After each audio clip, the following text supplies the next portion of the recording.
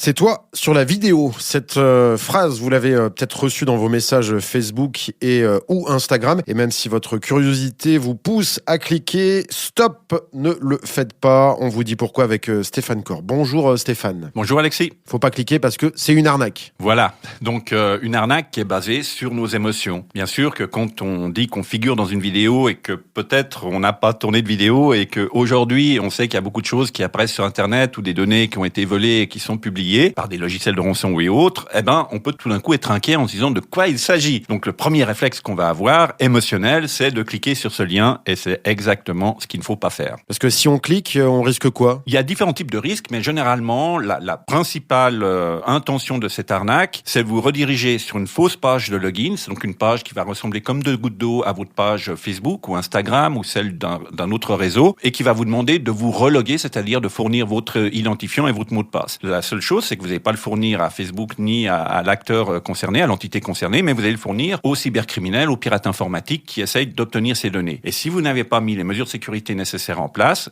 la personne en question va s'approprier votre compte et communiquer avec votre compte à tous vos contacts, non seulement sur cette arnaque, pour essayer de les tromper sur ce point, mais éventuellement sur d'autres types de fraudes, en leur demandant leur numéro de téléphone, de l'argent, tout un ensemble de choses, ou proposant d'acheter des téléphones à bas prix, de dernier cri, voilà. C'est pour ça qu'on va rappeler quelques conseils pour éviter l'arnaque. Vous l'avez dit, c'est déjà mettre plusieurs types de sécurité. À la fois un mot de passe, et on va pas choisir 1, 2, 3, 4. Et puis, pourquoi pas aussi un SMS qu'on nous envoie sur notre téléphone. Alors voilà, il y a en tout cas, déjà oui, avoir un mot de passe différent pour chaque compte sur lesquels on est, complexe et unique. Et puis suivre un peu l'actualité. C'est-à-dire qu'il y a beaucoup des fois des prestataires, comme Facebook ou d'autres, qui peuvent se faire pirater et nos données peuvent finir sur le dark web et être exploitées par des pirates informatiques, par des cybercriminels. Donc, à ce titre, c'est pour ça qu'il faut un mot de passe unique pour chaque présence et on peut utiliser ce qu'on appelle un gestionnaire de mots de passe qui va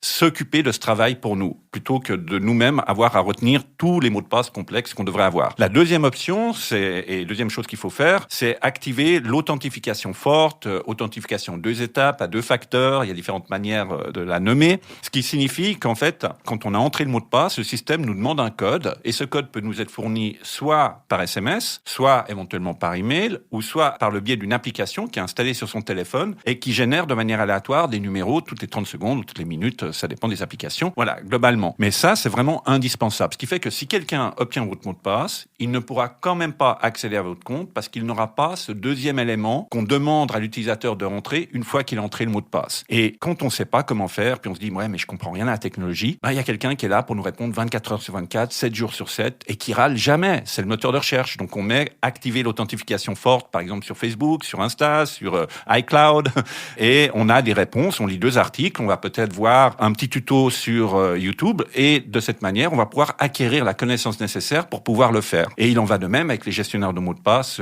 aussi. Mais c'est vraiment important de le faire.